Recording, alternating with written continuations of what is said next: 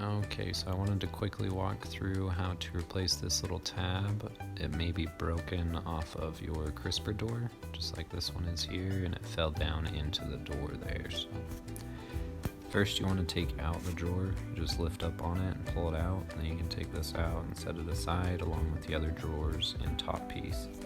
You'll notice two different screws in here. There's a third spot, but there isn't a screw back there, so you'll just take out the first two and then you'll be able to pull this piece loose.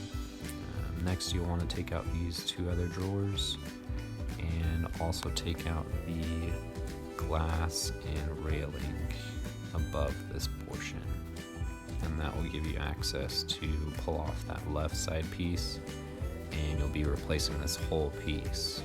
And I just purchased this directly from Whirlpool's website, and to replace this whole piece, it comes in a set with the left and right side. I just need to replace the left side, so you go through and take two screws out of the railing, take the railing off, you'll just reuse those screws in the railing into your new plastic portion.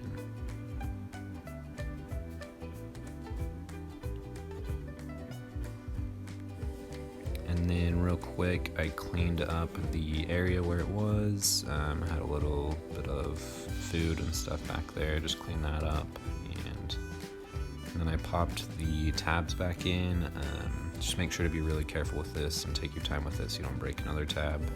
Once you have that slid back in there, then you're good to go. And it should work fine and close and open just fine again. So other than that, thank you for watching. Don't forget to subscribe.